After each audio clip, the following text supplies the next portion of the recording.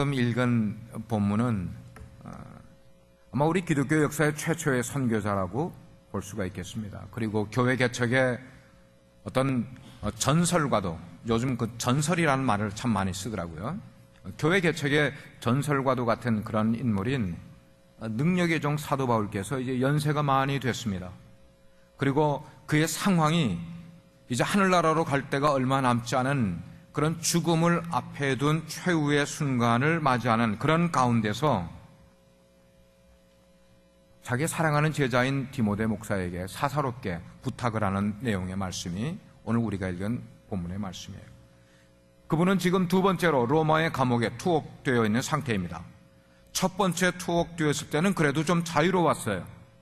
성도들이 셋집을 마련해줘서 그 셋집에 있으면서 그 집을 감옥이라고는 하지만 연금 상태에 있었기 때문에 출입하는 것도 좀 자유로웠고, 사람들이 그 연금 상태에 있는 셋집에 찾아와서 또 말씀을 듣고 배우고 뭐 이런 것들도 있었기 때문에 사람들 교제하는 것도 그렇게 어려움 없는 그런 상태에서 있었습니다만은, 지금 이 두 번째 감옥에 구금이 된 것은 로마의 가장 그 악한 황제라고 하는 네로 황제 때의 일이었어요. 그 네로 황제의 그 핍박 때문에 이제 사도 바울도 다른 죄수들과 똑같은 그런 일반 감옥에 갇혀 있는 그런 상태였기 때문에 절대 그의 신변이 자유로울 수도 없었고 평안할 수도 없는 그런 상태에서 지금 이 편지를 제자인 디모데에게 쓰고 있는 것이에요. 사도 바울의 주변 상황이 이런 감옥 속에서의 고통스럽고, 그 다음에 자기의 죽음이 이제 임박해 오고 있음을 피부로 느끼는 그런 가운데서 몹시 외롭고 힘든 상태였던 것 같아요, 사도 바울이.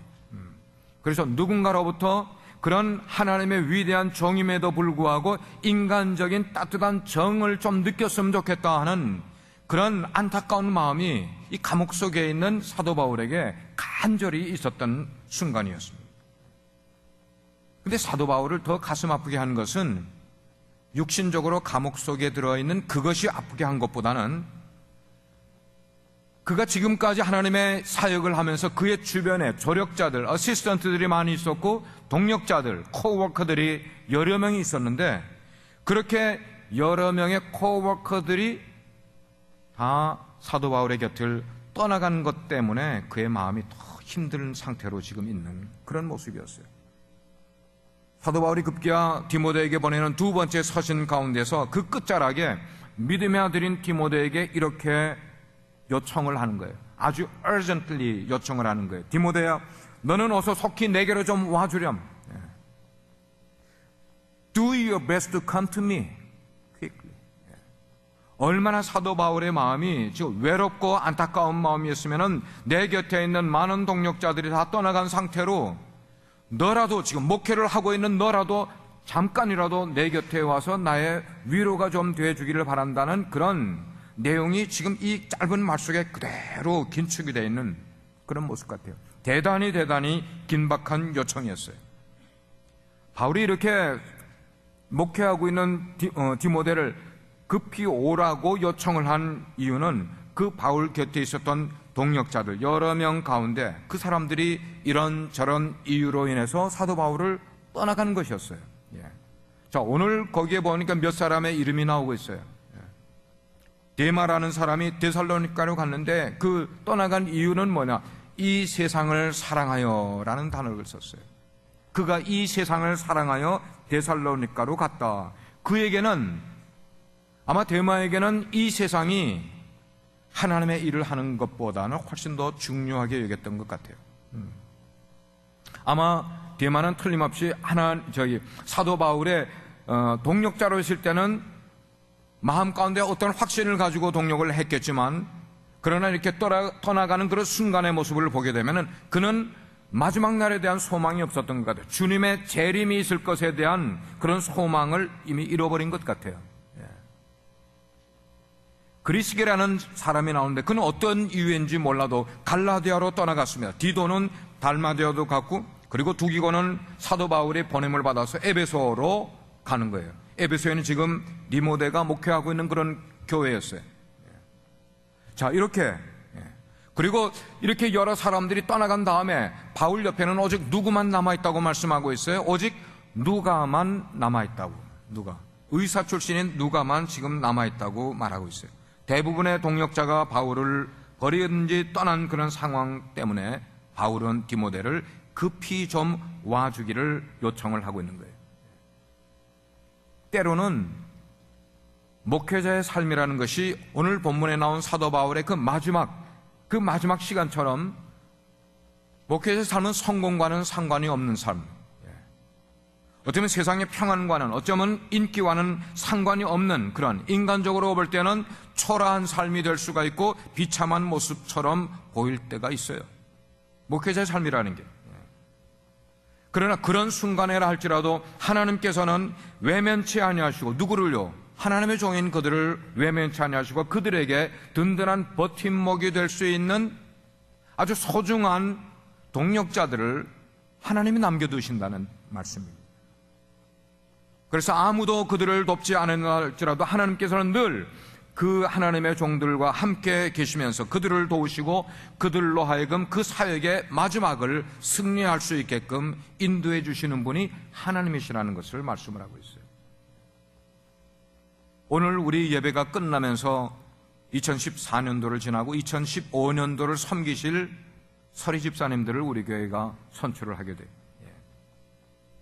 근데 우리가 좀 생각해 보려고 하는 것은 해마다 이때쯤 되면은 서리 집사를 뽑는다, 집사를 뽑는다, 이게 지금 우리의 이슈가 되는 것보다는 집사는 뭐 하는 분인가 하는 거예요. 성경에서 집사는 무엇을 위해서 뽑은 건가? 성경에서는 목회자의 사역을 잘 돕게 하기 위해서, 목회자의 사역을 잘 돕게 하기 위해서 집사를 뽑는 이유 외에는 다른 이유가 없었어요. 그래서 오늘 제목을 처음에는 목회에 유익한 일꾼이 되십시다라는 제목을 했다가 좀 더 구체적으로, 왜 성경이 그렇게 말씀하고 있기 때문에, 그래서 목회자에게 유익한 동력자라는 제목을 가졌어요. 그거예요. 이왕이면은 우리가 하나님의 일꾼들을 뽑게 될 때에 성경이 말씀하는 대로 목회자를 잘 동력할 수 있는, 그래서 이게 유익이 될 수 있는 일꾼을 뽑아서 우리 교회의 일들을, 살림을 맡기게 되면은 얼마나 이게 교회에 유익이 되고 건덕이 되겠냐는 것이. 아멘입니까? 예. 세상에는 참 다양한 사람들이 있지 않습니까? 성격도 뭐 이런저런 성격 사람들이 다 있는 게 세상이고, 어떤 사람은 뭐 개성도 특이하고, 그리고 어떤 사람은 재능이 많고, 어떤 사람은 또 은사도 많고, 어떤 사람은 학벌도 좋고, 어떤 사람은 출신도 남다르고, 뭐 이렇게 저렇게 세상에는 참 다양한 사람들이 많이 있어요. 우리 교회의 목회 현장에도 마찬가지라고 생각해요. 여러분들의 배경이나 성격이나 출신이나 여러분의 재능이나 은사 다 다른 분들이세요. 근데 이렇게 많이 모여있는 사람들 가운데는 언제나 어쩔 수 없이 좋은 일꾼이 있는 반면에 어쩌면은 우리를 힘들게 하는 그런 사람들도 있기 마련이라는 것이에요. 여러분, 우리는 이걸 인정하고 교회를 섬겨야 됩니다. 교회는 100% 좋은 일꾼들만 모인 곳이 아니라는 거예요. 교회는 목회자를 힘들게 하는 사람들도 분명히 있게 마련이라는 거예요. 우리가 자주 할 때는 그렇게 하나님이 나를 위해서 그렇게 만들어주셨다, 이렇게 자조를 해, 목회자는. 왜냐하면 목회자가 게으를까봐, 기도에 게으르고 하나님을 의뢰하는 것을, 하나님께 더 부르짖는 것을 게을리 할까봐 어렵게 힘들게 하는 사람들을 통해서 하나님 앞에 나와 눈물을 쏟을 수밖에 없는 상황으로 만들기 위해 힘든 사람들을 두셨다. 우리는 이렇게 자조를 하는 모습이에요. 사도 바울의 주변에도 보니까 여러 사람들이 있고 여러 조력자들과 동력자들이 있는 가운데 오늘 본문에 그런 사람들의 모습들이 여러 명이 열거되어 있는 것을 우리는 보게 돼요. 그 열거되어 있는 부류를 몇 부류로 나눠서 여러분과 말씀을 나누려고요. 첫째는 데마와 같은 사람들이 목회 주변에는 있다는 것이에요. 데마와 같은 사람. 어쩌면 이 데마는요, 제가 생각을 할 때 오늘을 살아가고 있는 저와 여러분들의 우리의 모습이 바로 데마와 같은 모습이 아닐까 이렇게 생각을 해보는 거예요. 처음 그가 사도 바울 곁에 있을 때는 열심히 사역에 협조를 했던 사람임에 틀림이 없습니다. 그때 바울은 데마를 부를 때 뭐라고 그러니까 나의 동력자다 이렇게 표현을 했어요. He is my co-worker. 나의 동력자다 그렇게 불렀어요. 그런데 시간이 흐르면서 성경에 기록된 내용들을 볼 때 한 두 번 더 데마에 대한 이야기가 나오는데, 그럴 때는 사도 바울이 데마를 부를 때 나의 동력자라는 말이 없어졌어요. 세월이 흘렀어요. 골로새 4장 14절에 보게 되면은 그 앞에 있는 누가는 나의 사랑하는 누가 그렇게 불렀는데, 뒤에 나오는 데마는 앞에 형용사가 아무것도 없어져 버렸어요. 그냥 데마라고 불렀어요. 이유가 있겠죠. 이유가 왜 그렇게 불렀겠는가. 어쩌면 데마를 쭉 바라보고 있었던 사도 바울이 여러 가지 모습 가운데서, 누구의 모습? 데마가 신앙생활을 하고 있는 모습 가운데서 아마 바울이 실망을 느꼈던 것 같아요. 그러니까 이제 사랑하는 그런 표현도 나오지 않고 동력자라는 표현도 잘 나오지가 않는 거예요. 그러다가 오늘 본문 디모데후서 10절, 4장 10절을 보게 되니까 데마는 이 세상을 사랑하여 나를 버리고 데살로니가로 가버렸다. 데마에 대한 사도 바울의 생각이 그대로 표현되는 거예요. 여기에서 나를 버렸다 하는 것은 사도 바울을 배신했다는 말이에요. 그러나 그 전에 나오는 말, 이 세상을 사랑하여 데살로니가로 떠났다, 이 세상을 사랑하여 떠났다는 이 말 표현 속에는 데마가 누구를 배신한 내용을 설명하는가 하면 예수 그리스도조차 배신해버렸다, 그 말이에요. 그 말은 신앙에서 완전히 떠나버렸다는 그런 거예요.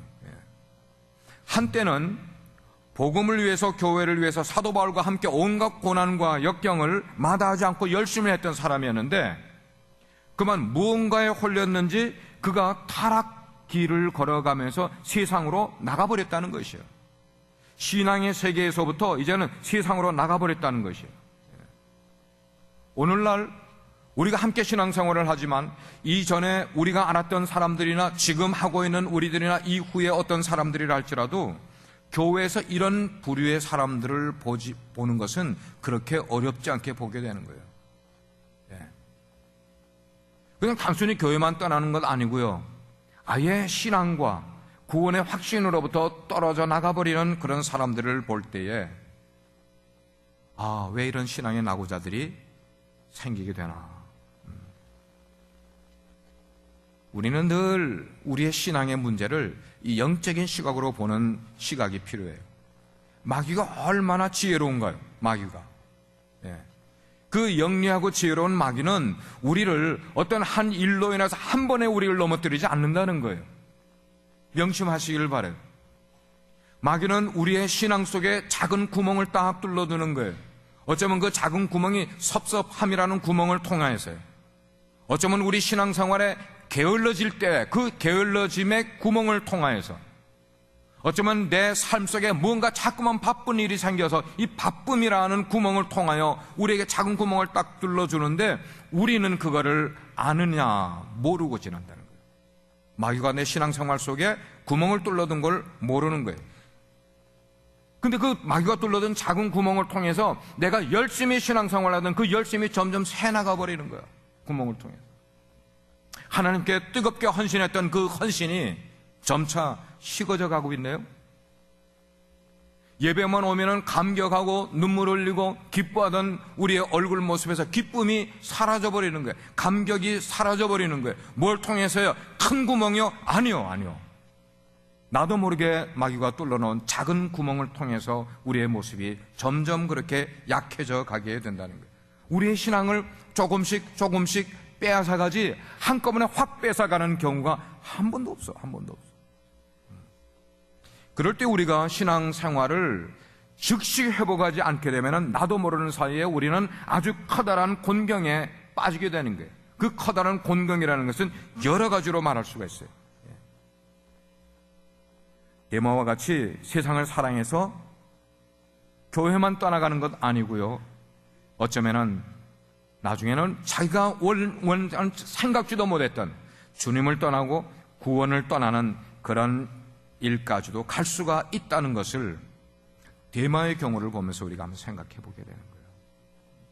두 번째는 바울 사도의 주변에 마가와 같은 일꾼도 있었어요. 데마는 이렇게 퇴락하는 그런 신앙의 모습을 보여줬다면 마가는 반대예요. 점점 더 신앙이 향상해가는 그런 모습의 모델을 보여줘요. 마가가 누굽니까? 안디옥 교회가 처음으로 선교사 바울과 바나바를 파송할 때에 그 바울과 바나바 선교팀의 자원에서 나도 선교팀에 들어가기 원합니다. 그래서 함께 선교를 떠났던 그런 청년이었어요. 그런데 이 청년이 처음부터 신앙이 정말로 돈독해서 선교여행을 떠나간 것은 아니었던 것 같아요. 여러분, 청년의 때에 선교여행을 떠난다는 건 아직도 나이가 어려요. 여기 청년이라는 것은 뭐 25살 정도가 아니고 아직 티네이저였어요. 그런 청년 마가가 선교여행을 따라다니면서 영적으로, 육적으로, 뭐 신체적으로 여러 가지의 그 고난과 어려움을 겪어가는 것이 감당해낼 수 있는 일이었을까 생각할 때 그 어린 청년에게는 무리였던 선교여행인 거예요. 그래서 너무 어린 사람들이 선교여행을 멀리 이렇게 떠나는 건 쉬운 일이 아니에요. 자, 그래서 선교여행을 떠났는데 얼마 되지 않아서 정말로 마가는 그 선교여행에 무리가 생겨서 그만 그곳을 떠나서 자기 집으로 돌아와 버리고 말았어요. 그리고 얼마의 시간이 흘렀어요. 제2차 선교여행을 떠나러 바울과 바나바가 또 이렇게 합체해서 선교팀을 구성을 하는 거예요. 몇 사람들이 지원을 하는 거예요. 근데 그 지원하는 가운데 마가가 또 지원을 했어. 2차 선교여행에. 누구 백이었을까요? 자기 삼촌 바나바의 백이었죠. 그래서 마가를 데리고 가려고 하게 되니까 아주 성격이 그냥 아주 고든 사도 바울이 그걸 허락할 리가 있겠어요, 없겠어요? 태식 목자님이라면 없을 것 같죠. 왜? 1차 선교여행에서 자기가 힘들다고 도망가 버린 청년을 다시 2차 선교여행에 데리고 간다는 것이 사도 바울과 같은 그런 대쪽 같은 성격의 사람으로서는 그게 용납이 안 되는 거예요. 용납이 안 돼. 안 돼. 절대로 안 돼. 그건. 인자한 바나바가 계속 몇 번을 권해봤지만 사도 바울이 안 된다고 그러니까 오케이. 그러면 할 수 없어. 그 두 위대한 사도 바울과 바나바가 바로 그 시점에서 갈라지게 돼요.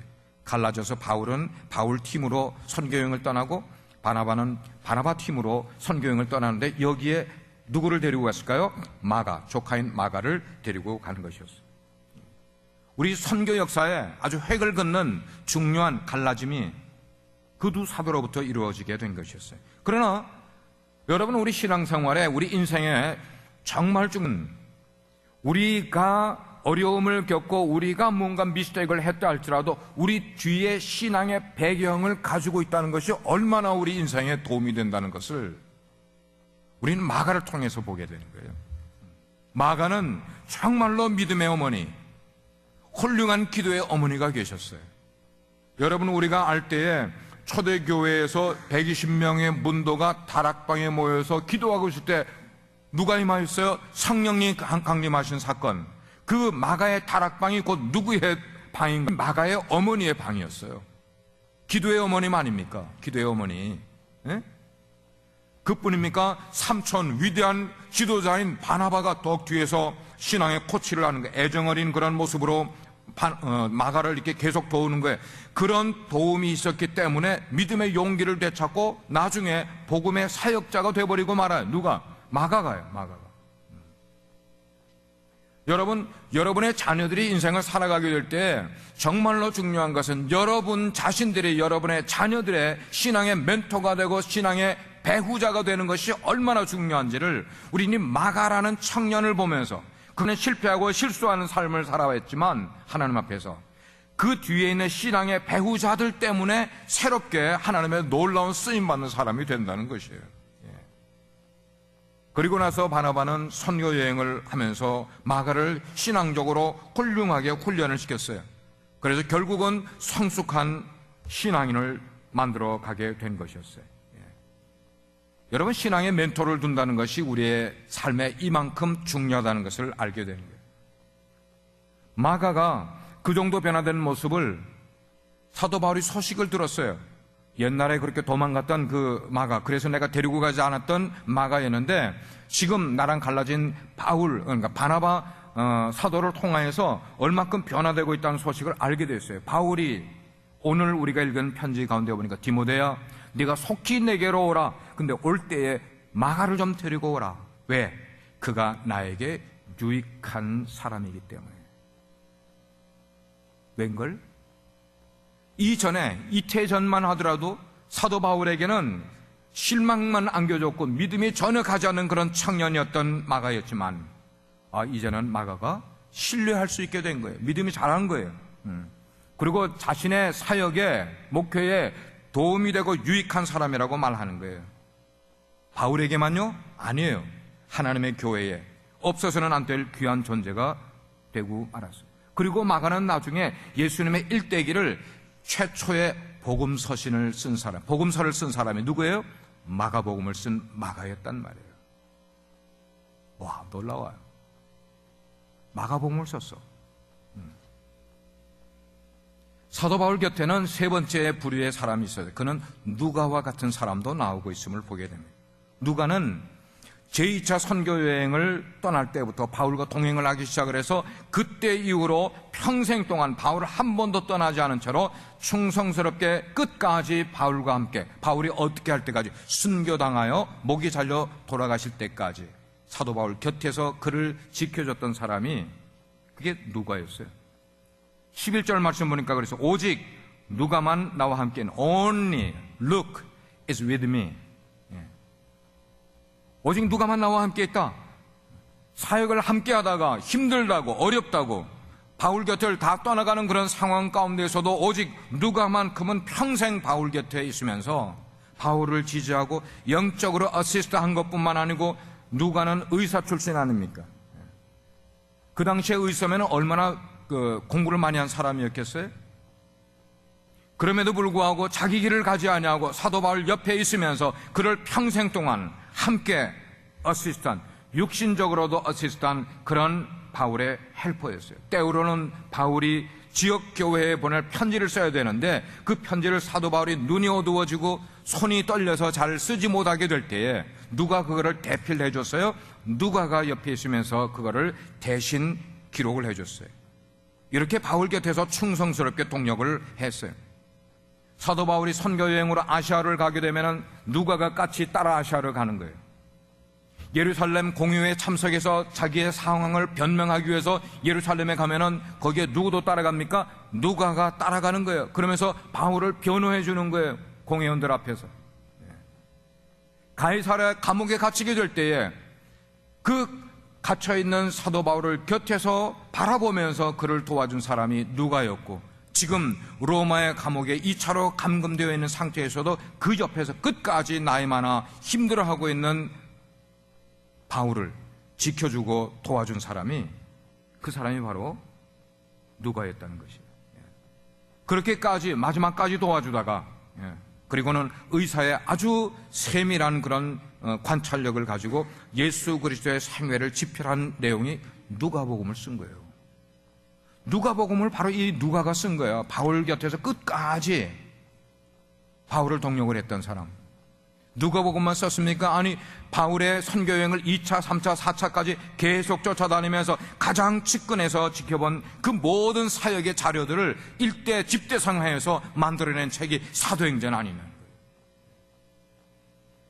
우리가 사도행전 읽으면서 그렇게 성령 충만한 것을, 그리고 교회가 세워진 것을 깨닫고 알게 되는 것은 바로 이 누가라는 사람이 사도 바울 옆에서 끝까지 그를 도와 동력하는 가운데 이런 놀라운 일들을 우리는 보게 되는 거예요.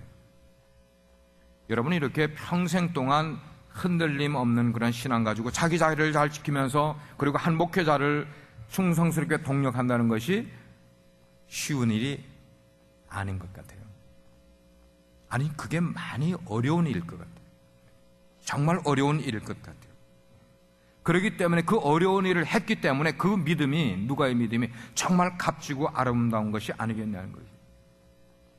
저는 오늘 하나님께서 우리 빛과 소금의 교회에 원하시는 모습이 바로 이런 모습이 아닐까 생각하는 거예요.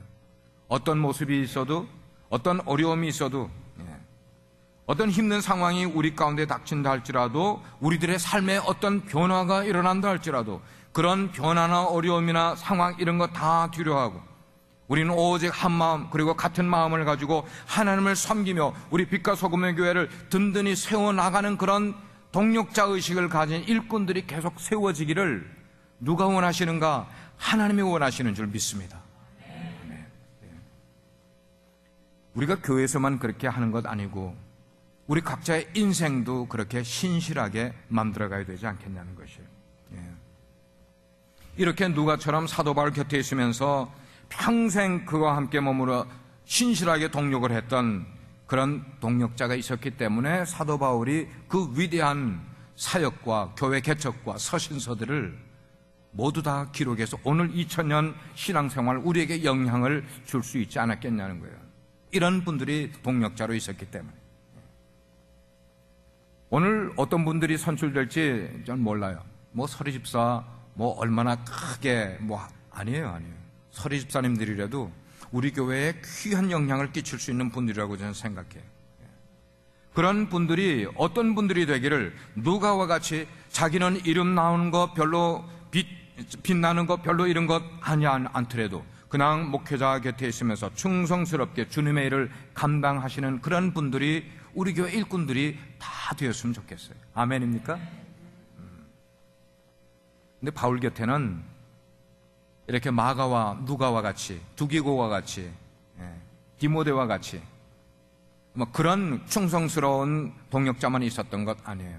바울을 대적하는 사람들도 있었다는 것을 오늘 말씀이 기록해 놓고 있어요.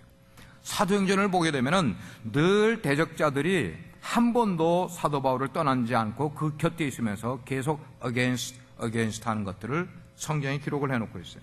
누구처럼요? 예수님이 사역을 하실 때에 유대인의 지도자 되는 사람들이 예수님이 가는 곳마다 쫓아다녔습니다. 예수님이 사역하시는 것마다 방해했습니다. 나중에는 예수님을 고소하고 투옥시키고 마지막에 십자가에 달려 죽게까지 한 것도 예수님의 모습이었어요. 마찬가지로 사도 바울도 사역 초기에서부터 유대인들로부터 핍박을 받다가 결국 그들 때문에 투옥이 되는 거예요. 죽을 고생을 몇 번을 넘겼어요. 굶기도 많이 굶었어요. 그리고 감옥에 갇혀 있어요. 그리고 나중에 결국은 목이 잘려 순교당한. 지난번 우리 소아시아 선교 팀들이 사도 바울이 순교당한 거기에 교회가 세워진 데에 가왔어요. 얼마나 유서가 깊은지 몰라요. 오늘 말씀 가운데 보니까 바울은 순교하기 직전까지 계속해서 바울을 대적했던 구리장색 알렉산더라는 사람을 바울이 언급을 하고 있는 것 보게 돼요. 이 알렉산더라는 사람은 바울에게 개인적으로 뿐만 아니고 그리고 바울의 모든 사역뿐만 아니고 바울과 함께 사역하는 동력자들에게까지도 피해를 입히기를 너무나 많이 입혔던 그런 사람이에요. 그러니까 그 인자한 사도 바울조차도 마지막에 이 사람의 이름을 꼭 성경에 기록해 놓은 거야. 얼마나 평생 동안 그로 인해서 해를 많이 받았다면. 이 알렉산드르 사람은 처음에 예수를 믿는다고 시작을 했던 사람이었지만 배교한 사람이에요. 아까 그 데모와 같이 신앙에서 떠나간 사람이에요. 뿐만 아니고 로마의 재판정에서 사도 바울에게 불리한 재판을 하는데 아주 결정적인 역할을 했던 사람이 바로 이 알렉산드라는 사람이었어요. 디모데전서 1장 19절 20절에는 이런 말로 기록을 해놓고 있어요. 너희는 믿음과 착한 양심을 가지라. 어떤 이들은 이 양심을 버렸고 그 믿음에 관하여는 파선하였느니라. 여러분, 믿음에 파선했다는 말이 뭐예요? 배가 파선했다는 게 뭐예요? 믿음에 파선하였다. 그 가운데 후메네오와 알렉산더가 있으니, 여기 알렉산더의 이름이 나오는 거예요. 알렉산더가 있으니 내가 그를 사탄에게 내어 주었다. 내가 그를 사탄에게 내어 주었다.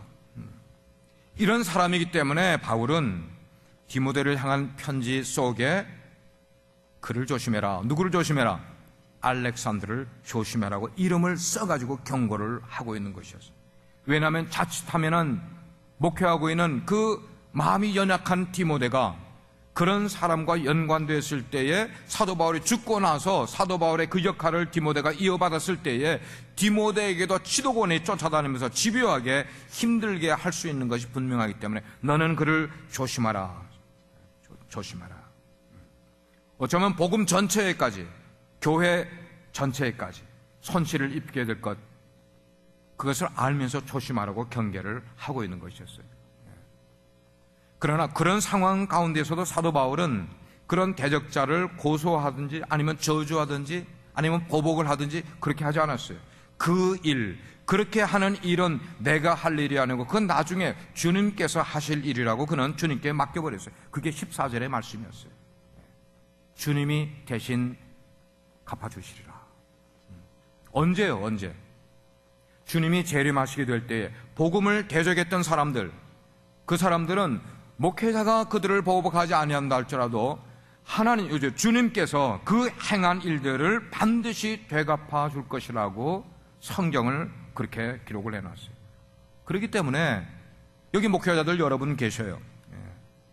선교사역, 목회자나 선교사, 우리가 사역을 하게 될 때 대적자들이 생긴다 할지라도 절대로 그 대적자들과 이렇게 다툴 필요도 없고 보복할 필요도 없어. 그런 일이 있어서도 안 돼. 하나님이 나에게 맡겨주신 양들은 다 나의 양이기 때문에 그렇게 할 이유도 없어요. 오직 뭐예요? 그냥 복음 전하는 거에만 그냥 전념하면 된다는 거예요. 복음 전하는 것만 전념해라. 그 일은 누가 해주신다? 주님이 해주신다는 거예요.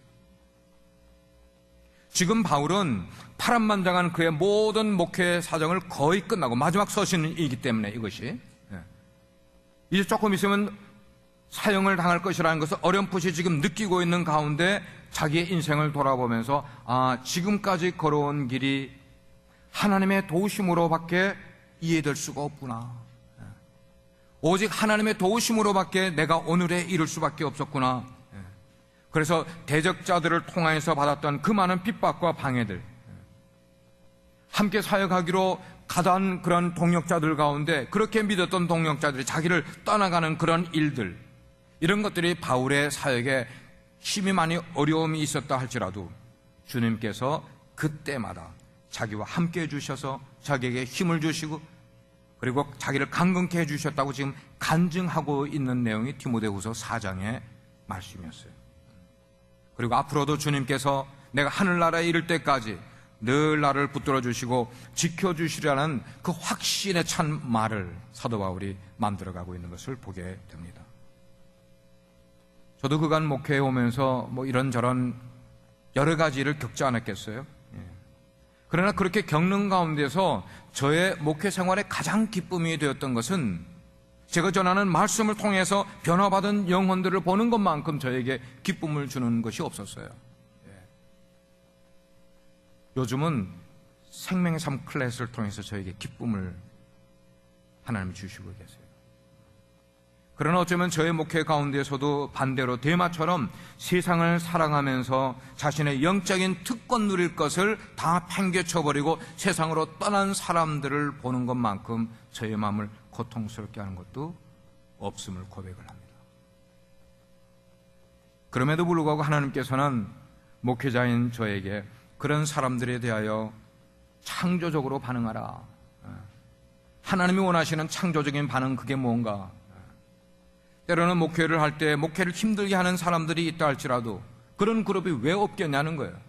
그렇게 있다 할지라도 그 사람들에게 집중해서 목회를 하다 보면 네가 너무 영적인 에너지를 소진할 테니 그 사람들에게 집중하지 말고 오히려 힘을 주고 동력하는 그런 일꾼들에게 너의 목회를 집중해서 하라는 말씀을 하나님이 저에게 깨우쳐 주시는 거예요. 누구처럼요? 바울에게 그림자처럼 늘 동행하면서 끝까지 바울을 지켜줬던 누가와 같은, 바울이 감옥에 들어갈 때 그 감옥에 따라 들어가 주었던 마가와 같은 사람, 그리고 신실한 그런 두기호와 같은 사람, 자기의 생명까지도 내어줄 정도로 사도 바울을 사랑하며 그의 사역을 브리스길라와 아굴라 같은 그런 부부와 같은 사람들, 그들뿐만 아닙니까? 감옥에 있는 바울을 정말로 도와준 오라는 그런 사람들, 재정적으로 바울의 사역을 그렇게 도움을 준 에라스도와 같은 사람들, 이런 사람들을 바라보면서 목회하게 되면은 그 목회가 하나님 앞에 바로 세워져가는 건강한 목회가 될 수 있지 않겠냐는 것이에요. 이 말씀을 묵상하는 가운데 바울이 어떻게 그 어려운 역경, 힘든 과정들을 다 겪어가면서 마지막에 이런 확신에 찬 서신을 쓸 수 있었을까 생각을 할 때 바로 그런 사람들이 사도 바울을 지켜주고 동력을 해줬기 때문에 사도 바울이 마지막까지 주님의 일을 떠나지 않고 할 수 있지 않았을까 하는 생각이 드는 거예요. 사랑하는 우리 성도 여러분, 바라옵기는 2014년도 그리고 그 이전에 우리 교회 서리집사로 임명을 받았던 그런 분들은 물론이고 오늘 새롭게 우리 교회 서리집사로 뽑히게 될 그런 모든 분들은 말이죠, 이왕이면은 바울의 동력자들처럼 마가와 같이, 느가와 같이, 거기에 기타 여러 사람들의 이름과 같이 주님의 몸된 우리 빛과 소금의 교회, 이 교회의 유익한 동력자들이 되셔서 정말 하나님의 나라를 이 교회를 통하여서 건강하게 세워나가는데 정말 귀한 일꾼들이 될 수 있는 여러분 되기를 주님의 이름으로 축복합니다. 기도하시겠습니다. 아버지 하나님, 해마다 서리집사를 세웁니다만 금년에는 그냥 서리집사를 세우는 것이 우리에게 큰 의미가 있는 것 아니라 하나님이 빛과 소금의 교회에 세워준 목회자를 잘 동력하고, 그래서 그 목회의 유익한 일꾼들이, 많은 사람들이 그런 마음의 결단과 헌신을 가지고 주님의 사역에 동참할 수 있는 기회를 주시옵소서. 예수님의 이름으로 기도합니다.